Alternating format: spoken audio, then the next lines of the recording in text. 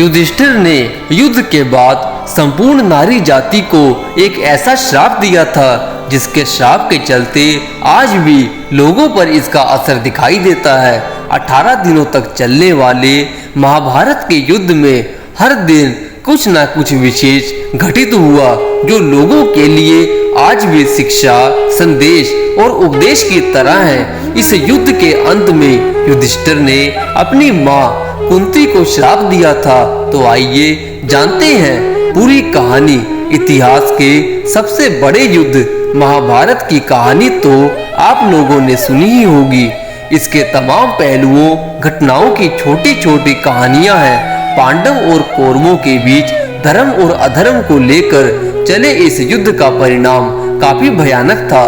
भले ही इस युद्ध में पांडव जीत गए, लेकिन युद्ध के बाद उनकी दुनिया बदल चुकी थी। धर्मराज युधिष्ठिर और सर्वश्रेष्ठ धनुर्धर अर्जुन सहित कई योद्धाओं ने इस युद्ध में छल कपट का सहारा लिया। 18 दिनों तक चलने वाले युद्ध महाभारत में हर दिन कुछ न कुछ विशेष घटित हुआ जो लोगों के लिए आज भी शिक्षा, संदेश और उपदेश की तरह है। इस युद्ध के अंत में युधिष्ठिर ने अपनी मां कुंती को श्राप तक दे दिया। तो आइए जानते हैं। गंगा तट पर रहे पांडव महाभारत के युद्ध के बाद सभी मृत परिजनों और रिश्तेदारों का तर्पण करने के बाद पांडव 1 महीने तक गंगा तट पर रहे।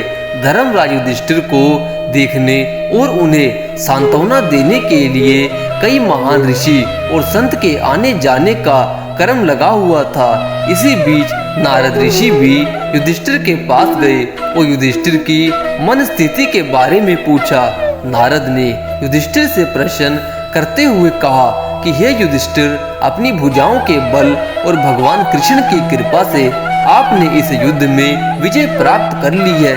क्या पापी दुर्योधन को परास्त करने के बाद तुम प्रसन्न नहीं हो? मुझे आशा है कि शोक और विलाप आपको नहीं सता रहे होंगे। जब युधिष्ठिर ने उत्तर दिया कि वास्तव में मैंने कृष्ण की कृपा, ब्राह्मणों के आशीर्वाद और भीम और अर्जुन की शक्ति के आधार पर इस युद्ध को जीत लिया है, फिर भी एक गहरा दुख है जो आज भी मेरे दिल में बैठा है।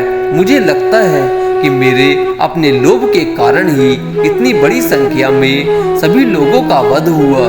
पुत्र अभिमन्यु की मृत्यु पर द्रौपदी का विलाप देख मैं जीत को हार मानता हूँ। युधिष्ठिर ने कहा, इन सभी योद्धाओं के वध के बाद मुझे पता चला कि कर्ण मेरा बड़ा भाई था।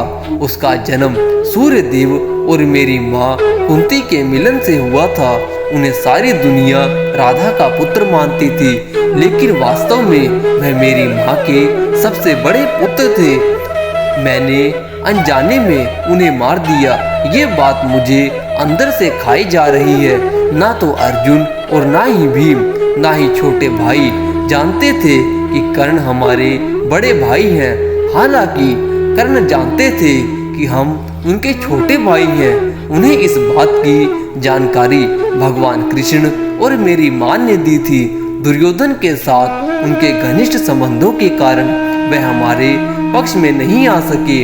हालांकि उन्होंने हमारी जान भी नहीं लेने के लिए हमारी मां से वचन किया था। अगर मेरे पास अर्जुन और कर्ण दोनों होते तो मैं इस दुनिया को जीत सकता था। यह कहते हुए युधिष्ठिर भावुक हो गए और उनके आंसू बहने लगे। तभी उनकी मां कुंती आगे आई और अपने पुत्र से बोली, युधिष्ठिर, इस तरह से शोक मत करो। मैंने पहले कर्ण को आपके साथ उसके रिश्ते के बारे में बताने की कोशिश की थी। सूर्यदेव ने भी उनसे बात की थी। हालांकि अपनी घनिष्ठ मित्रता के कारण कर्ण ने दुर्योधन का साथ नहीं छोड़ा।